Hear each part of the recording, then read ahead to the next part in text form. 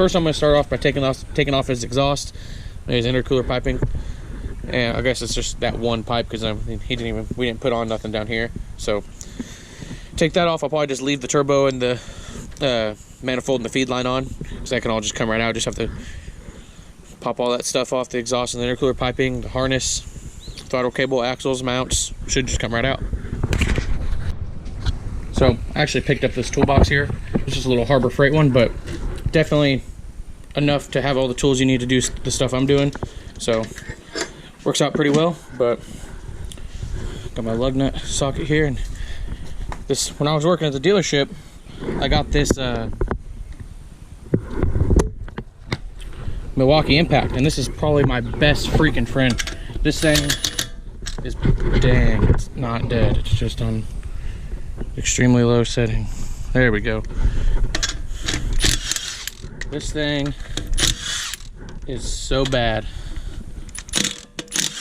Don't hate me for that. Look at that, all four. Like nothing. Butter.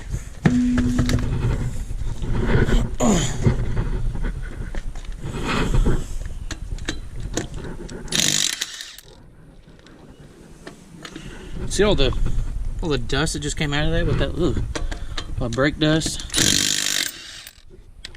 Jeez. Ugh, that didn't sound good.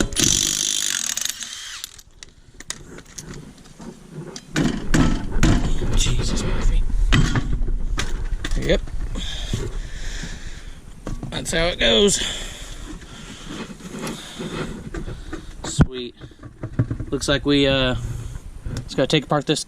What I do is to pull the axles, I just take the axle socket or the axle nut off here, take the top part of the control arm and just swing this old girl out this way. And of course, you know, you take the like wishbone bottom half of the strut off, and this whole thing swings around, and the axle back here should just pop right out. I mean, I could take it out from the actual transmission on this side, but I'm just gonna take the whole thing out because this engine's gonna be out for a couple weeks, and it'd be great to just have it it'd be great to not have it dangling around the whole time. But axles is next. This thing is getting very close. I've only been at this for like probably an hour or so. So these little D-series come out really freaking fast. There's nothing to them at all. Just can't wait till it comes back. It's gonna be a pretty fun little car. He picked up this ECU. It's just one out of an Accord that we picked up from a buddy. It's just chipped. I'm pretty sure it's on chrome. The tune in it is not what we need. This is from a 91 Accord. So this was in a buddy's wagon, a Turbo F-Series wagon. But finally getting a little bit of software just to get it going. This will be a fun little car. Like hoping for like 300 horsepower, like mini-me swap, Vitara combination, I guess, is D15, B7 block, Z6 head, Vitara pistons and rods, and then he's got like a little AEM cam gear. I don't really know if that's going to do anything for him, but pretty sure the camshaft itself is stock. But we do need to get a new map sensor. We need to put his fuel pump in still. His injectors, we probably went on a little adventure yesterday hunting down injectors because the tune wasn't right for these injectors.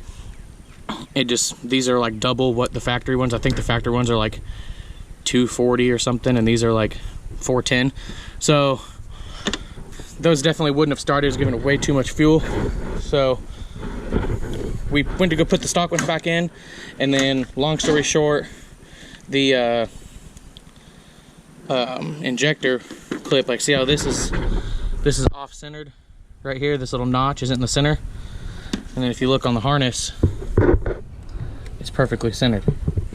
That was the only thing, that was the only issue we were having. But it was weird because we pulled these injectors out of this car, and when we got this car, we drove it.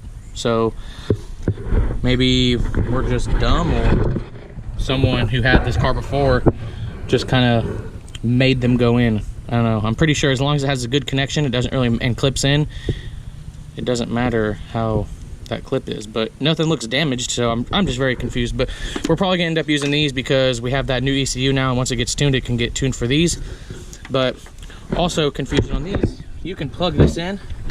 You can plug it in right here, and it'll clip in, and you can hear it click in like it's locked in, and you can still just pull this harness directly apart like that. So I don't know, we'll figure something out. It's not a big deal, it's just an injector. I mean, you kind of have to have those to start it, but we'll figure it out. It's I'm gonna try and go find Mark and see if he wants to work on this thing before I do all of it. See if he wants to pull the axles out, and then we just gotta wait on the cherry picker to get here, or engine hoist, or whatever you guys want to call it. Once that's here, this will be out, and we can pull the transmission away from the engine, dismount both of them, and then we can take this engine over to our buddies who's gonna do all the machine work for us, and we're gonna do ported and polished head. We're gonna see what we can do with the block, but this thing's gonna be fun. It's gonna be, we can, if we make 300 horsepower, 280, 300 horsepower in this car, this thing's gonna be a ripper, and it's gonna be probably looking like this still, because he kind of just didn't even want to do nothing with the body. But we're not gonna focus on that. Focus on pulling the engine today and get this thing out. Okay, well, I went ahead and pulled this side out. This axle's good. Then I went along and I rocked out this side too. This axle was actually, the boots broke, so we're gonna have to replace this axle. But axles are out. Now we're just gonna have to wait on the cherry picker to get here and pull the engine.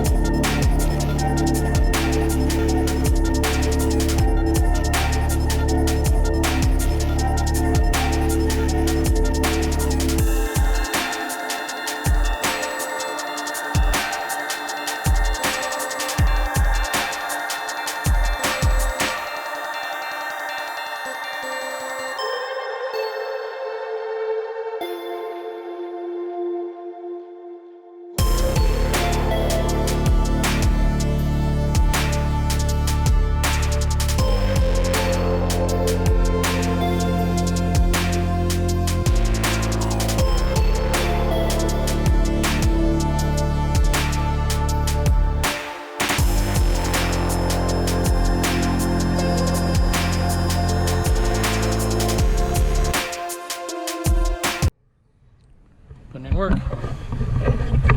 Oh. My hand is too fat for this. Harbor Freight Tools.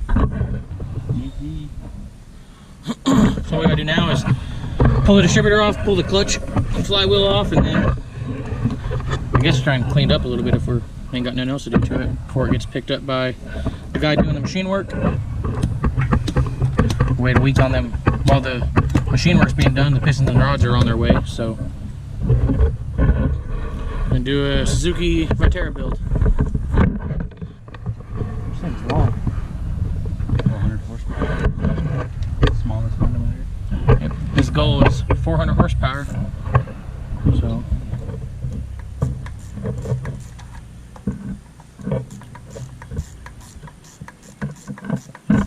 still doing that one ground wire? No, that's good. Yeah, try and release all the bolts. And I think pull your mount, your alternator, and then clutch and distributor, and ready to go.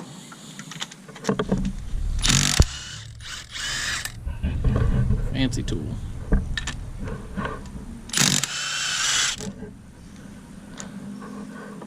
Bloop.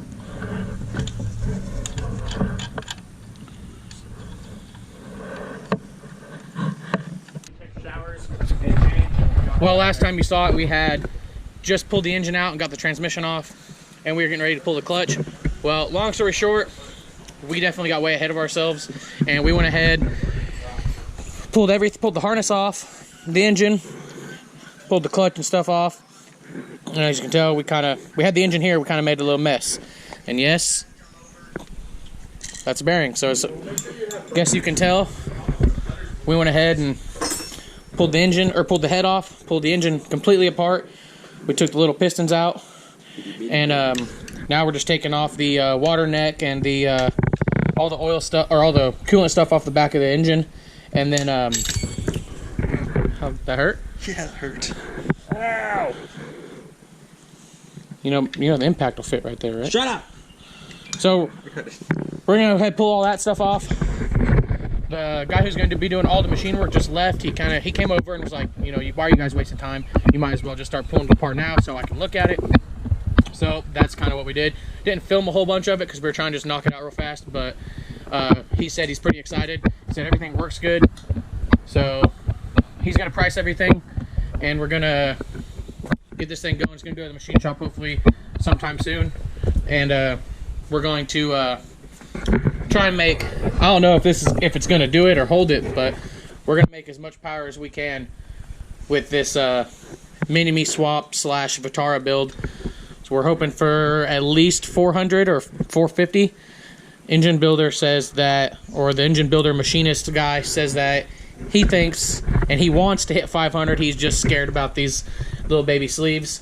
So we do got the Vitara pistons and rod combo on the way.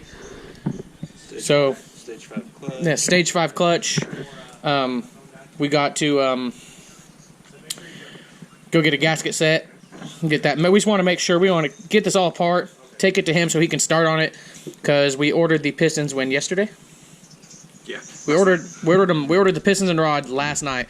So usually, according to how eBay shipping and all that works, it'll be here next week, which that's plenty of time for the guy to do whatever he wants to do, or it may not be enough time. But we're gonna take it slow, but we want to make sure we have everything so when we get it back that we can just throw it all together and it will be pretty much ready to put back in the car and start it up. But he is gonna go with a little bit bigger of a turbo, because obviously now we're gonna be making a little bit more power. That little eBay like $100 50 trim turbo is not going to cut it. And he's also got the new clutch, like you said earlier. I guess we're just gonna figure out. We still got to get a couple other things, like a new map sensor, probably some bigger injectors, because he's got 410s in it now. So this thing is making moves really quick. So hopefully we'll have everything done here pretty soon. Okay, so as you guys saw in the last clip, we got this entire thing tore down. Literally the only thing on here left is the girdle and this little mount. We're gonna leave all these. Well, you can't see it because of the lighting, but all the gears and stuff, and the water pump and all that, we're gonna leave all that on. And stay tuned for the next video, because it's gonna be of all the machine work and assembly, if I'm able to go inside of the machine shop and record everything. So, but we're gonna get out of here, and we're gonna go make some sandwiches. So stay tuned.